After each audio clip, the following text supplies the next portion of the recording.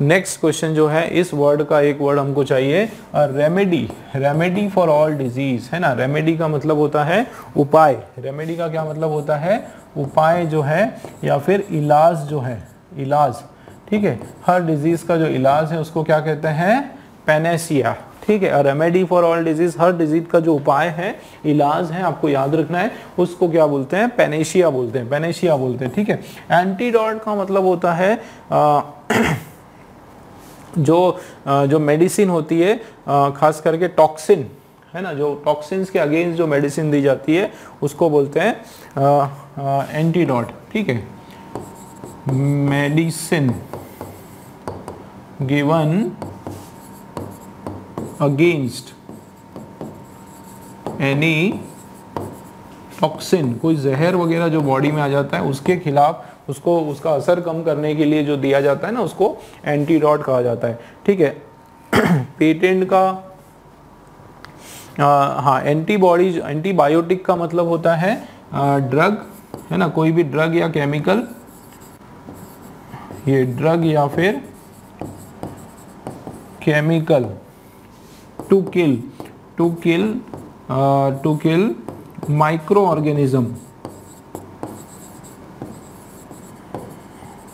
जो कीटाणुओं को मारने के लिए, है ना, कीटाणु जो होते हैं, अरे यार, कीटाणु,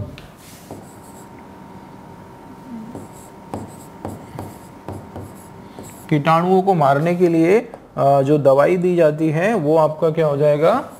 माइक्रो, और वो आपका हो जाएगा ये एंटीबायोटिक। और पेटेंट जो होता है ना ऑफिशियली, जिसको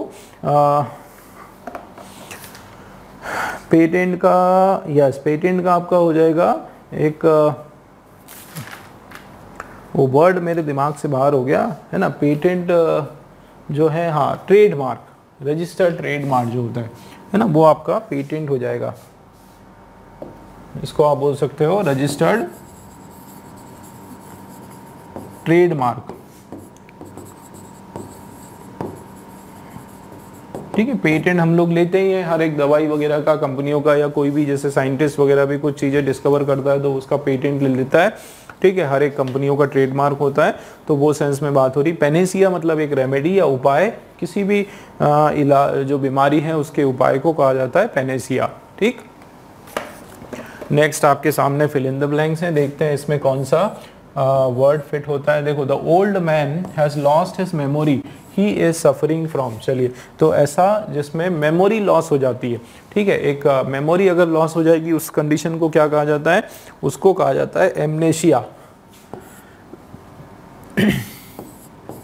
ठीक है, एमनेशिया, ठीक है। ये होता है लॉस ऑफ मेमोरी, पूरा मेमोरी लॉस हो जाती है, उसको कहा जाता है एमनेशिया। और अकाशिया एक ट्री होती है ना, अ टॉल ट्री, एक बड़ी सी अकाशिया का क्या होता है? एक पेड़ होता है, a tall tree with yellow flowers. उसके जो फूल है वो कैसे होते हैं? येलो कलर के फूल होते हैं,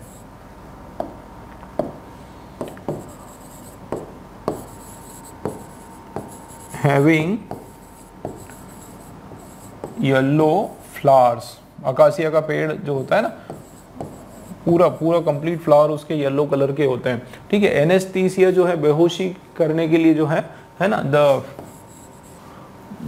एनेस्थीसिया जो होता है, unconsciousness, the condition of unconsciousness, ये किया जाता है। एनेस्थीसिया की जो दवाई है, हाँ, और कंडीशन ऑफ मेकिंग अनकॉन्शियसनेस नहीं होगा, the condition of making unconscious. ये हम लोग इसको सीधा सिंपल भाषा में लिख देते हैं, इसको हम लोग दूसरे तरीके से लिखते हैं, टू मेक अनकॉन्शियस, बेहोश करना, unconscious by giving some drugs, कुछ दवाई वगैरह देकर, ठीक है, कुछ ड्रग्स वगैरह देके उसको अनकॉन्शियस करना। और ये एम्ब्रोइशिया जो है एक फूड होता है, है ना। ये Greek and Roman gods food, मतलब ये एंशियन एक फूड होता है जो ग्रीक और रोमन गॉड खाते हैं, ऐसा माना जाता है उसको। एक स्वीट, बहुत ही स्वीट टेस्टिंग एक फ्रूट होता है, एक फल होता है, खाना होता है, फूड होता है जो कि ग्रीक या रोमन गॉड खाते हैं, ठीक है। उसको कहा जाता है एम्ब्रोसिया, ठीक है। क्लियर हुआ? तो ये जो है एमनेशिया हमारा इसका राइट आंसर हो जाएगा। चलिए नेक्स्ट क्वेश्चन की तरफ चलते हैं, और नेक्स्ट हमारा जो है रॉन्ग स्पेलिंग का वर्ड हमको देखना है, ठीक है। अच्छा, अफिलिएट, चलिए अफिलिएट, अब इसमें भी जो है सारी की सारी स्पेलिंग करेक्ट है, ठीक है। अब ये क्या होता है कि जब स्लाइड बनती है, प्रिपेयर होती है, तो उसमें अगर वो रॉन्ग आ जाता है तो वो अपने आप उसको सही कर देते हैं, है ना। तो ये इसमें ये वापस क्वेश्चन का एरर है, ठीक है।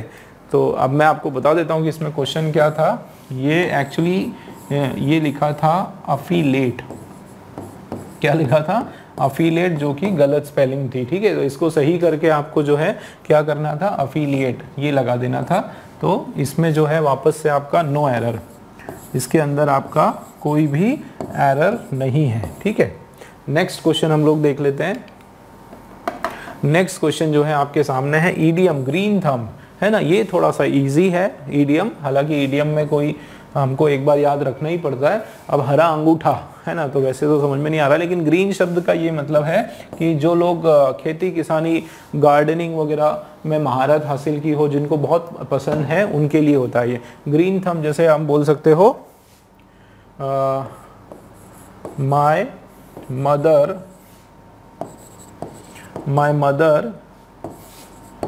हैज अ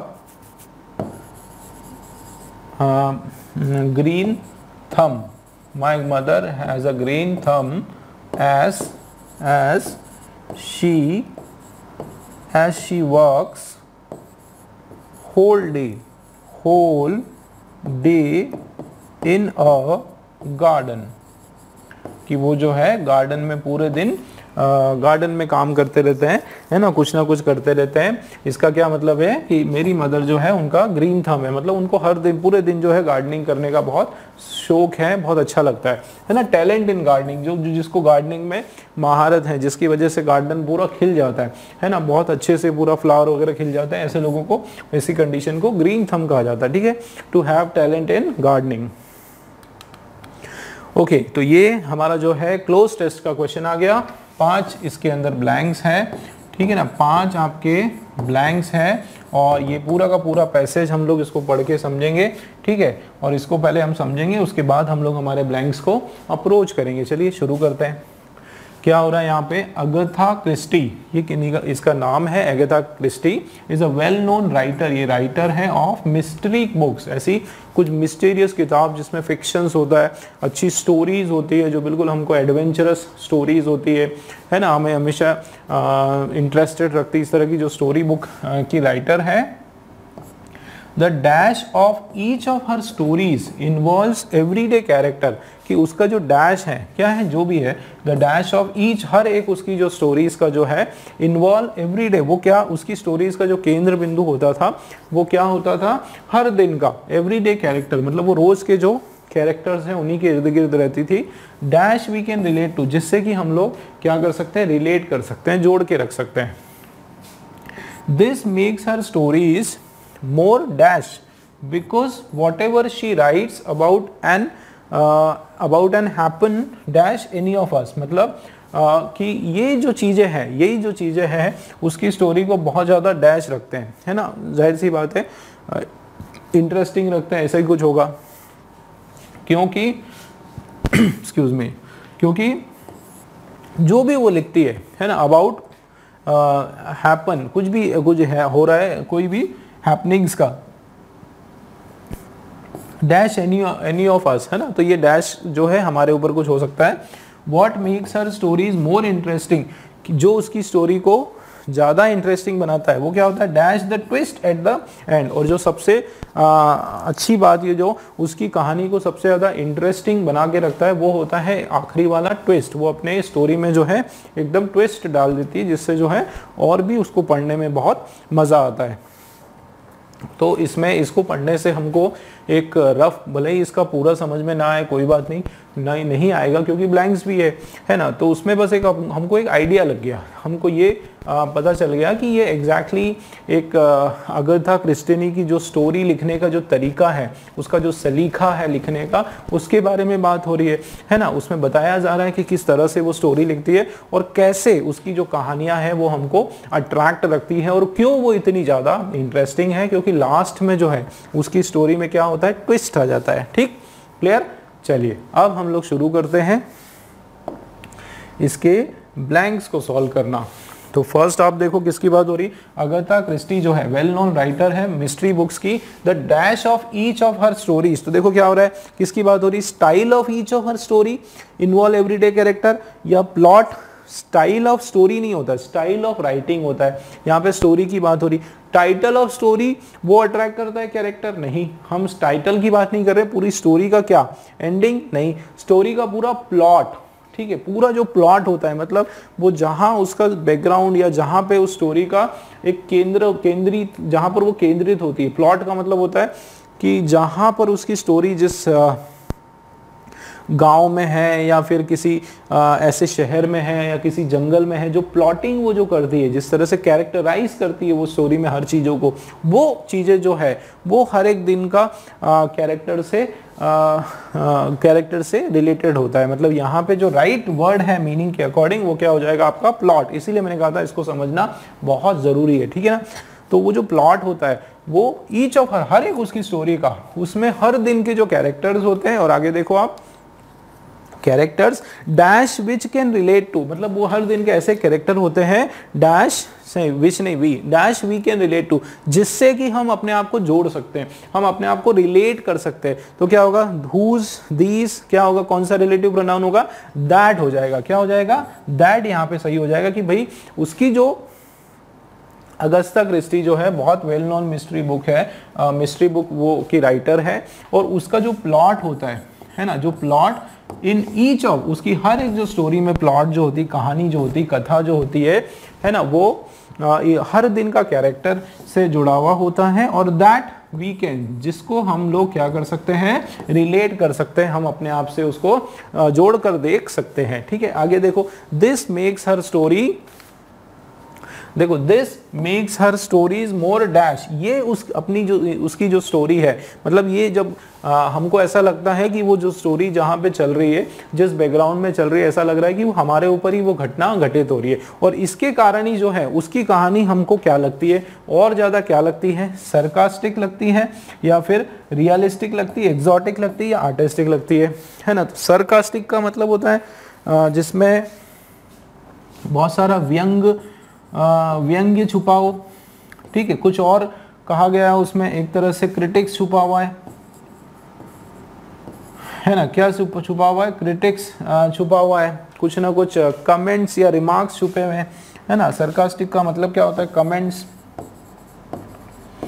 कमेंट्स हैं या कोई रिमार्क, कोई नेगेटिव रिमार्क, मतलब किसी को कुछ बुरा भला कहने के लिए बोला जा रहा है, तो कोई ये नेगेटिव सेंस का वर्ड है दोस्तों, है ना। ये कौन से सेंस का वर्ड है, नेगेटिव। आर्टिस्टिक मतलब एक आर्टिकली, एक क्रिएटिव तरीके से कुछ चीज़ें हैं उसमें, क्रिएटिविटी है। और एग्जॉटिक का मतलब होता है कुछ नयापन, है ना। और रियलिस्टिक मतलब सच्चाई, हकीकत, है ना, सच्चाई जो है, तो वो हो रहा है। अब आप ये बताओ, देखो इसमें क्या हो रहा है, मोर, तो this makes her story more dash, वो एक तो पॉजिटिव होगा, इसमें तो कोई डाउट नहीं है कि आपका यहाँ पर पॉजिटिव सेंस में होने वाला है, ठीक है ना। और अगर इसके ऊपर हम पढ़ें तो ऐसा लग रहा है कि ये हमारे ऊपर मैच कर रहा है, हमारे कैरेक्टर से रिलेट कर रहा है, हम अपने आप को उसमें देख सकते हैं उसकी कहानी में, है ना। तो जाहिर सी बात है उसकी स्टोरी जो है बहुत ज़्यादा हकीकत लगती है ना, रियलिस्टिक लगती है, हकीकत से मैच करती है, ठीक है, हकीकत जो है या सच्चाई जो है उससे मैच करती है। मतलब ये हमारा जो राइट आंसर है रियलिस्टिक, उसकी जो स्टोरी है वो क्या हो जाएगी, और ज़्यादा मोर रियलिस्टिक लग जाएगी, रियलिस्टिक बिकॉज, क्यों, अब देखो ये भी बता रहा है कि what ever she writes about, जो भी वो लिखती है, what ever she writes about happen dash, ये नहीं आएगा, ठीक है। तो what ever she writes about, है ना, वो किस पे होता है, हैपन डैश ऑफ अस, वो किसी के साथ भी हो सकता है। तो हैपन एनी ऑफ अस, तो क्या होगा, happen to any of us, वो किसी के साथ भी हो सकता है, किसी के साथ भी हो जाता है। हैपन ऑन, फ्रॉम, बाय नहीं होगा, happen to any of us, any one of us, कि भाई जो भी वो लिखती है ऐसा लग रहा है कि वो सारी जो घटना है वो हमारे ऊपर ही घटित हो सकती है ना। तो ये यहाँ पर कौन सा प्रीपोजिशन आएगा आपका, टू एनी ऑफ अस। ठीक, आगे देखते हैं, what makes her stories more interesting. ठीक है, आगे क्या है, जो उसकी स्टोरी को सबसे ज्यादा इंटरेस्टिंग बनाता है, वो क्या पता है, interesting dash the twist at the end, की व्हाट मेक्स। अब देखो यहां पर क्या है, मेक्स, मतलब ये आपका सेंटेंस किस में चल रहा है, प्रेजेंट टेंस में चल रहा है, कि what makes her story is a well. देखो ये भी प्रेजेंट टेंस में क्या चल रहा है, ये भी अभी हमारा पूरा का पूरा प्लॉटिंग, पूरा सेंटेंस प्रेजेंट में। तो क्या जो उसकी स्टोरी को सबसे ज्यादा इंटरेस्टिंग बनाता है वो क्या बनाता है, इज द ट्विस्ट, क्या होगा, क्योंकि व्हाट मेक्स हर स्टोरीज, एक minute, what makes her stories, एक minute, what makes her stories more interesting is, है ना। तो इसमें किसकी बात हो रही है, हर स्टोरीज मोर इंटरेस्टिंग, तो यहाँ पे किसकी बात हो रही है, इंटरेस्टिंग की बात हो रही है, इंटरेस्ट की बात हो रही है, कि जो उसकी स्टोरी को सबसे ज्यादा इंटरेस्टिंग बनाता है वो क्या होगा, इज द ट्विस्ट, है ना। यहाँ पे इस किसके लिए, इस ट्विस्ट के लिए, जो कि आपका क्या है, एक सिंगुलर नाउन है, इस ट्विस्ट के लिए, तो ये सिंगुलर नाउन है तो इसके लिए इज आएगा, इज एट द एंड, है ना। What makes her story more interesting is at the end, key is the twist at the end, मतलब जो ट्विस्ट होता है ना, ट्विस्ट उसकी स्टोरी का, वो उसको सबसे ज्यादा इंटरेस्टिंग बनाता है। ठीक है, तो यहाँ पे ट्विस्ट के लिए आपका ये इज लगा हुआ है। ठीक है, याद रहेगा, सिंगुलर नाउन है तो सिंगुलर वर्ब। ठीक, चलिए ये हमारा हुआ क्लोज टेस्ट। नेक्स्ट क्वेश्चन की ओर बढ़ चलते हैं, और यहां पर वापस हमारा जो है रीअरेंजमेंट, ठीक है ना, रीअरेंजमेंट का आपका ये क्वेश्चन वापस आ गया, और इसमें फिर से बताता हूं कि स्टार्टर देखो और पेयर बनाओ।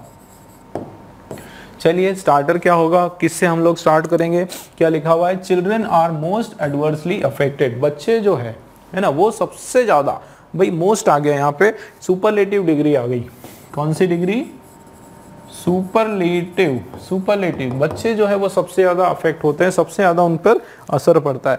लेकिन किसका असर पड़ता है ना, ऐसा कुछ समझ में नहीं आ रहा है, किस चीज का असर पड़ता है ना। ऐसा लग रहा है कि भाई इसके पहले कुछ ना कुछ ऐसा कोई सेंटेंस होना था। चलिए नहीं हो रहा है कंफर्म, छोड़ देते हैं, आगे बढ़ते हैं। देयर आईसाइट गोज वीक, उनकी जो आंखें हैं वो क्या हो जाती है, कमजोर हो जाती है। भाई इससे तो हम लोग स्टार्ट नहीं करेंगे, क्यों, क्योंकि क्या लिखा है देयर, इससे नहीं होगा स्टार्टर, नहीं है बी से, कोई बात नहीं, आगे देखते हैं। Watching television continuously is very harmful for the eyes, ये बिल्कुल होगा कि भाई लगातार जो है आप अगर टेलीविजन देख रहे हो तो क्या होगा, इससे आपकी आंखें कमजोर होगी। तो ये हमारा स्टार्टर 100% हो सकता है। और फिर भी हम लोग आगे देख लेते हैं। This deliberating affect on eyes result in severe headache, कि ये कौन सा अफेक्ट, ये वाला अफेक्ट। अब कौन सा वाला अफेक्ट, इसकी इंफॉर्मेशन हो सकता है, स्टार्टिंग में तो नहीं है, इससे पहले में कुछ दिया होगा, कुछ बोली गई होगी, मतलब डी हमारा स्टार्टर नहीं है, डी नहीं है। चलिए अच्छी बात है ना, डी हमारा स्टार्टर वैसे भी नहीं है।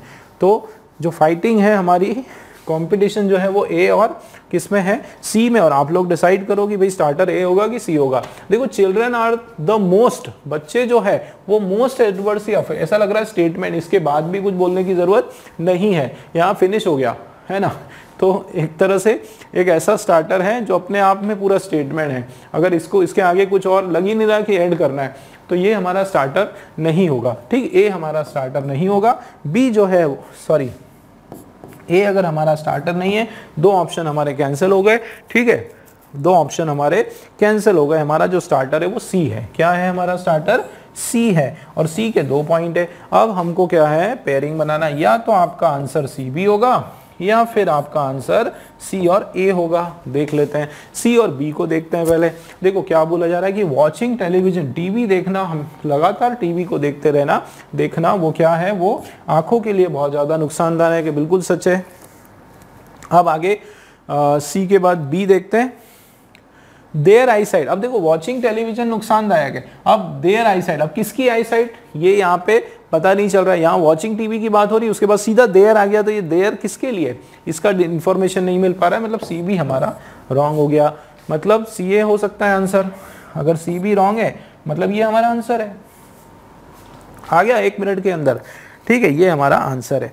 देखो अब सी ए, वॉचिंग टेलीविजन जो है वो कंटिन्यूसली हमारी आंखों को नुकसान पहुंचाता है। अब ये देखो children are most adversely effect, और इससे जो टेलीविजन देखने से लगातार सबसे ज्यादा नुकसान किसको होता है, बच्चों को होता है। चिल्ड्रन जो है वो सबसे बुरी तरह से एडवर्सली उन पे असर पड़ता है, तो बिल्कुल आपका जो है सी और ए का पेयरिंग बिल्कुल बराबर बन रहा है, ठीक। अब आगे देखो बी, देखो उनकी आई साइट, किन की आई साइट, चिल्ड्रन की आई साइट, देखो बिल्कुल आपका एकदम बढ़िया ए बी का पेयर बन गया है ना, ए बी का ऐसा अटूट पेयर बन गया कि इसको कोई हिला नहीं सकता है ना, क्योंकि देखो एक तो बच्चे की बात हो रही है और उसके बाद उनकी आंखें गोज भी कमजोर हो जाती फ्रॉम देयर वेरी चाइल्डहुड, बचपने से ही, क्यों, क्योंकि वो देखते रहते हैं। और डी देखो this daily sorry this debilitating effect, ये जो डेबिलेटिंग इफेक्ट आईज पे धीरे धीरे धीरे जो दो आंखों पे जो कमजोर करने का जो इफेक्ट है, रिजल्ट्स इन, इसके बाद क्या होता है, देखो रिजल्ट की बात हो रही है, एंड में क्या होता है, उससे हेडेक होता है, हेडेक भी होता है, ठीक है, मतलब ये आपका एंडर हो गया, मतलब हमारा जो है बिल्कुल राइट आंसर बी वाला हो गया, सी ए बी डी जो है हमारा राइट रीअरेंजमेंट हो गया, ठीक। नेक्स्ट क्वेश्चन आपके सामने है दोस्तों। अच्छा, इसमें जो है ये आपका यहाँ अंडरलाइन पार्ट है, उसमें हमको देखना है कि क्या उसमें कोई एरर है या फिर कोई भी एरर नहीं होगा, नो सब्स्टिट्यूशन रिक्वायर्ड। देखते हैं, देखो no other man in the city is as rich than he is, तो भाई एज के बाद सीधा दैस कैसे हो गए, देखो क्या होगा एज, ठीक है, और ये आपका जो है क्या आ जाएगा आपका एक पॉजिटिव आपका क्या है एडजेक्टिव आ जाएगा, और उसके बाद जो है एज आता है ना, बिल्कुल ये आपका पॉजिटिव डिग्री जो है, कौन सी डिग्री है ये आपकी पॉजिटिव डिग्री का आपका ये सेंटेंस है, ठीक है ना, पॉजिटिव डिग्री का आपका सेंटेंस है, और उसमें बिल्कुल यही कॉम्बिनेशन होता है एज, उसके बाद कोई एडजेक्टिव, ठीक है ना, एडजेक्टिव, और उसके बाद सीधा एज आता है, देन वगैरह ये सब नहीं आता है, ठीक है ना, देन नहीं आएगा, मतलब यहाँ पे क्या हो जाएगा एज रिच एज मच, ये जबरदस्ती जो है एक मच शब्द को हम लोग यहाँ पे नहीं लाएंगे, वहां पे नहीं दिया है, ये आपका हो गया as rich as he is, ठीक है, सी वाला हमारा इसमें राइट हो गया। और ये अब हम आ गए लास्ट क्वेश्चन हमारा इस पर्टिकुलर क्वेश्चन पेपर का, जो कि आपका इसका एक वन वर्ड हमको ढूंढना है, ठीक है, क्या लिखा हुआ है, that which can not be heard, जो कभी सुना ना जा सके, ठीक, जो सुना ना जा सके उसको कहा जाता है इनऑडिबल, ठीक है, हेलो आई एम इनऑडिबल, मैं नहीं सुन पा रहा हूँ, या ठीक है आई एम इनऑडिबल मतलब मुझे सुनाई नहीं दे रहा है, ठीक है। Invisible that which can not be seen, that which can not be seen, can not be seen, जो देखा ना जा सके उसको बोलते हैं इनविजिबल। और इनकॉरिजिबल, ये बड़ा मस्त वर्ड है, that which can not be corrected, जो जिसको करेक्ट ना किया जा सके, है ना, ऐसा एरर जो कभी करेक्ट ना किया जा सके। और incredible that which can not be believed, जिस पर भरोसा ना किया जा सके, दैट, है ना, क्रेडिट करना मतलब भरोसा करना, तो which can not be believed, ठीक है, जिस पे भरोसा ना किया जा सके, बिल्कुल इसी तरीके से। तो इनऑडिबल जो है हमारा बिल्कुल ए वाला राइट आंसर हो गया। और इसी के साथ दोस्तों हम लोगों ने पूरे कर लिए हमारे 25 क्वेश्चंस, और उम्मीद है आप लोगों को जिस तरीके से मैंने समझाया, एक ट्रिक के तरीके से शॉर्टकट में भी समझाया, और पूरा डिटेल में उसका जो आपका कंसेप्ट है, आपके जो फाउंडेशंस हैं वो भी मैंने क्लियर करने की कोशिश की, और उम्मीद है कि आप लोगों को उससे ज़रूर लाभ मिला होगा। नेक्स्ट क्वेश्चन पेपर में फिर से मैं आप लोगों से मिलने जा रहा हूं, और बिल्कुल बढ़िया तरीके से हम लोग अच्छे से इसको पेपर को सॉल्व करने वाले हैं। चलिए मिलते हैं नेक्स्ट क्वेश्चन पेपर में।